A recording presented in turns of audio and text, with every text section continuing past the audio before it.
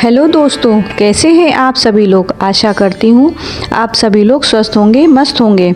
हमारे इस channel divine Shipra में आपका बहुत बहुत स्वागत है। भक्तों, शनिदेव कोई डराने वाले देवता नहीं बल्कि ब्रह्मांड के सबसे न्यायाधीश हैं। उनकी दृष्टि से न स्वर्ग के देवता बच पाए हैं न पाताल के असुर। उनकी दृष्टि से न स्वर्ग के देवता बच पाए हैं न पाताल के असुर।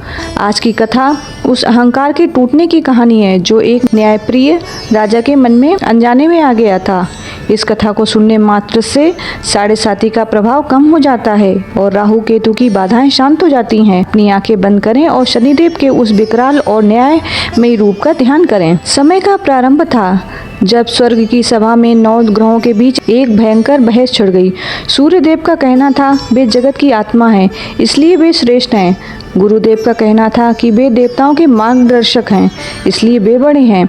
विवाद इतना बढ़ गया कि युद्ध की स्थिति बन गई। अंत में वे इंद्र के पास पहुंचे।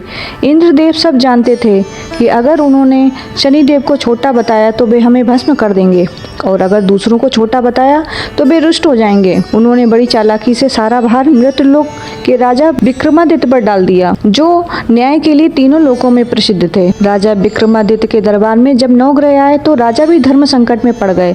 उन्होंने 9 सिंहासन बनवाए, सोने का सबसे आगे और लोहे का सबसे पीछे। जब शनिदेव को पता चला उनके लिए सबसे अंत में लोहे का आसन रखा गया है तो उनकी तीसरी आंख के क्रोध से लाल हो गई। शनिदेव ने राजा की ओर अपनी उंगली उठाते हुए गर्जना की, विक्रमादित्य, तूने अपनी बुद्धि के अहंकार में मेरा अपमान किया है। याद रखना, जब रावण ने मुझे बंदी बनाया था तब भी मैंने उनका लंका सहित विनाश कर दिया था। राम को वनवास और पांडवों को अज्ञातवास मेरी ही दृष्टि का फल था। अब तू मेरी साढ़े साती के लिए तैयार हो जा। शनिदेव का प्रकोप शुरू हुआ। राजा विक्रमादित्य जो सोने के बर्तनों में भोजन करते थे, उन्हें एक मायावी घोड़े ने जंगल के बीचों बीच फेंक दिया। राजा भूख प्यास से तड़पने लगे। वे भटकते भटकते तिमिलिंदा नाम के एक प्रदेश नगर में पहुंचे।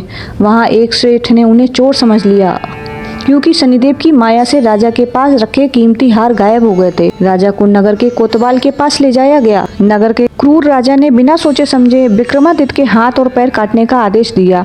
लहूलुहान राजा को बीच चौराहे पर फेंक दिया गया।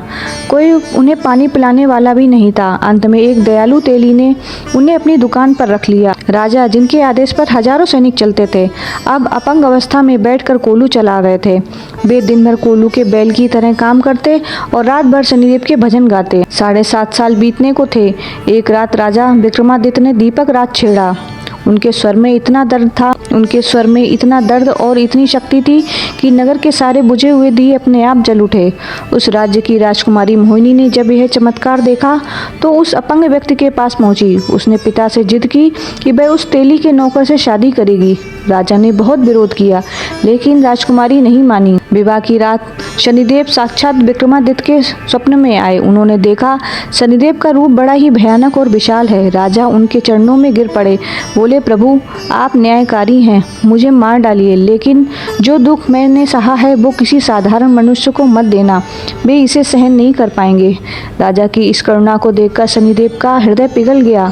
उन्होंने राजा के हाथ पैर फिर से जोड़ दिए और उन्हें पहले से भी ज्यादा तेजस्वी बना दिया। उन्होंने वरदान दिया, विक्रम, जो भी मनुष्य शनिवार को पीपल के नीचे तेल का दिया जलाकर इस कथा को पढ़ेगा उसे शनि की साढ़े साती कभी कष्ट नहीं देगी। शनिदेव की यह गाथा हमें यह सिखाती है कि चाहे राजा हो या रंक, कर्मों का फल सबको भुगतना पड़ता है, लेकिन अगर मन में भगवान के प्रति सच्ची श्रद्धा हो तो हाथ पैर कटने के बाद भी इंसान फिर से खड़ा हो सकता है।